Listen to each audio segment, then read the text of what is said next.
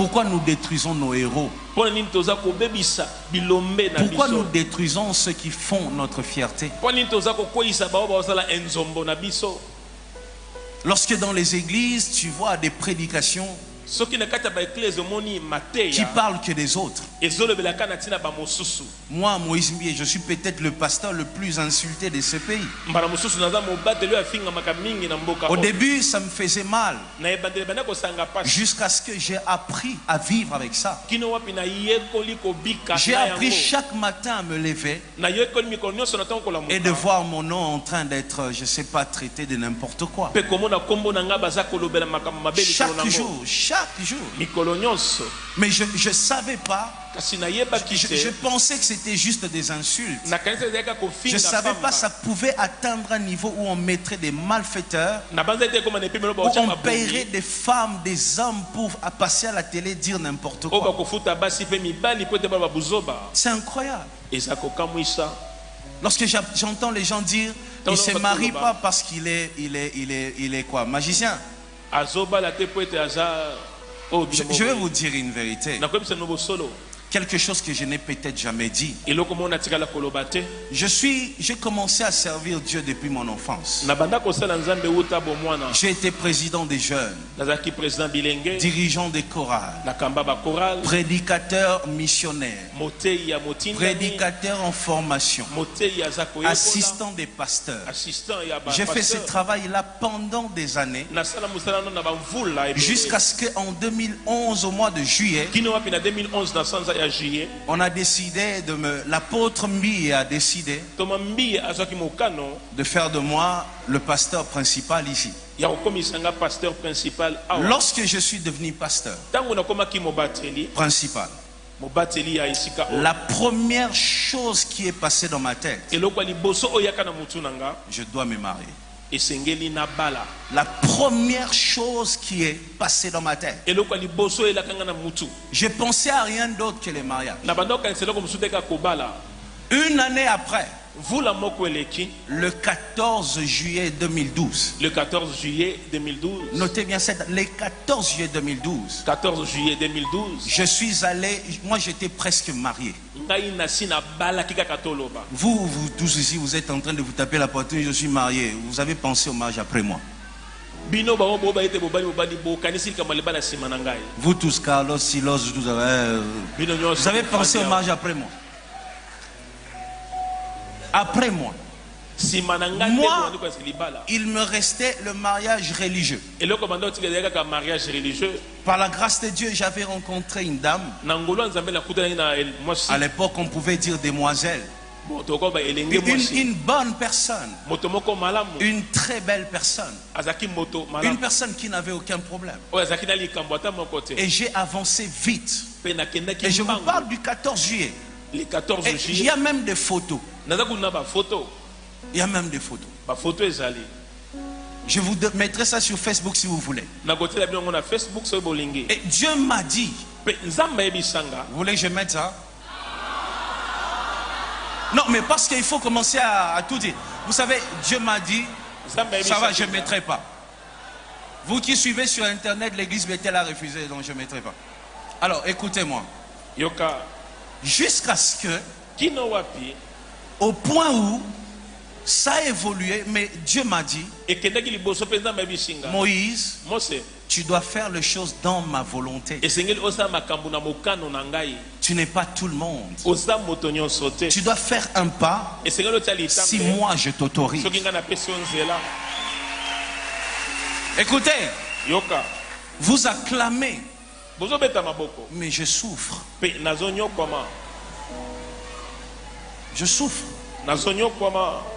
Tous les jours de ma vie, lorsque je vois les gens faire de mon célibat leur sujet principal de leur ministère. Mais moi j'avais pensé au mariage avant, plusieurs là qui sont en train de faire du bruit. Vous voyez ça? J'étais jeune. J'avais pas la barbe aujourd'hui comme Muyombe gauche, non. Vous voyez ça? Parce que je voulais tellement je disais à Dieu, Seigneur, que je finisse avec toutes ces choses. Mais Dieu m'a arrêté. Il m'a arrêté, il m'a dit, j'ai dit à Dieu, Seigneur, c'est quoi le problème? Dieu m'a dit, cette personne n'a pas de problème. Sa famille n'a pas de problème. C'est juste que toi, tu dois faire les choses dans ma volonté, à temps, mon temps. Et depuis 2012 jusqu'à aujourd'hui, je ressemble à cette jeune fille qui vient à l'église, qui dit à Dieu, Nabala. Je ressemble à cette fille. 12 pour moi, tu es là. Chaque fois que je te dis de prier, quelle intention de prière je te donne le plus? Mon mariage. Il n'y a pas un seul jour qui passe sans que j'ai prié pour ça. Je dis pas un seul jour. Pas un seul jour. Où je demande même la prière des hommes de Dieu. Je dis à Dieu, dites à Dieu de m'autoriser. Parce que j'attends que son go. Et quand je voyais des gens faire des séminaires autour de mon mariage, je disais dans mon cœur, mais pourquoi vous péchez?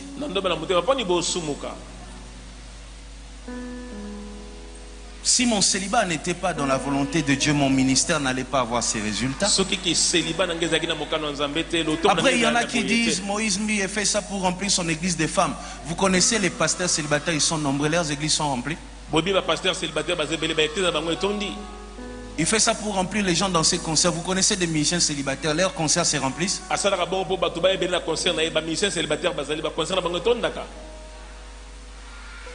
Si c'était les célibats qui remplissent l'église, tous les pasteurs devraient avoir des foules. Et quand je vois des séminaires sur ça, des émissions tout le jour sur ça, mais je suis étonné.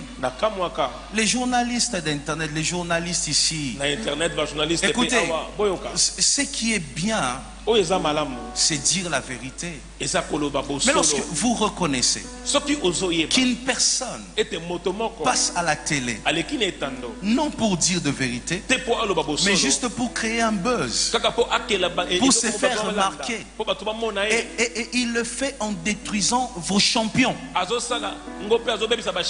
ceux qui font la fierté de ces pays. Et vous autorisez ça parce qu'il a payé $30, $20. Il détruit quelqu'un qui sauve des générations. C'est pas ça le travail du journaliste. Pourquoi on peut se servir de vous pour détruire le Congo? Ça n'a aucun sens. Changez ces choses. Aimez vos frères congolais. Écoutez, en ce moment, on n'a pas beaucoup de pasteurs, on n'a pas beaucoup de leaders qui font la fierté de ces pays jusqu'à l'extérieur. Le peu que nous avons, aimons-le. L'amour est parti où? L'amour est parti où? Au point d'appeler une femme, lui dire prends l'argent, va piéger, qu'on filme. À ce point. À ce point. Si moi je tombe, vous gagnez quoi?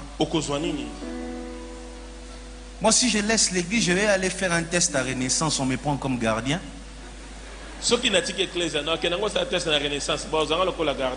Non, mon vieux ne va pas me refuser. Mais toi, ton avenir, comment tu seras maudit? Comment tu vas tout rater?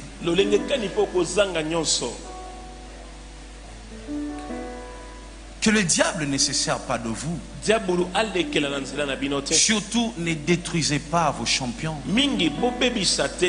Ne détruisez pas vos fiertés. Ne détruisez pas ceux qui font la fierté du Congo. Ils ne sont pas nombreux. Les pasteurs qui font la fierté de ces pays à l'extérieur, ils peuvent être 3 seulement ici. Il y en a qui font de bruit, qui s'arrêtent ici à Kinshasa. Même à Mbanzangu, on ne le connaît pas.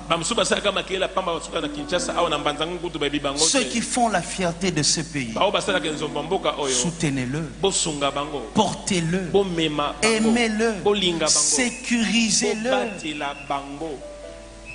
Arrêtez de tuer vos champions. Arrêtez ça. Arrêtez.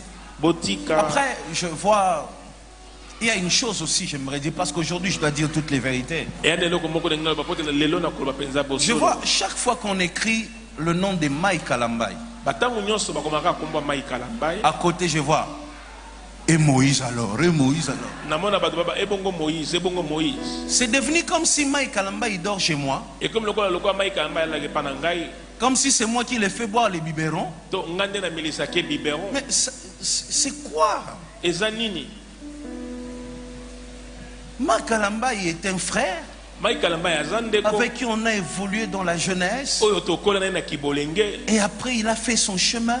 Aujourd'hui il a son église. Il a ses encadreurs.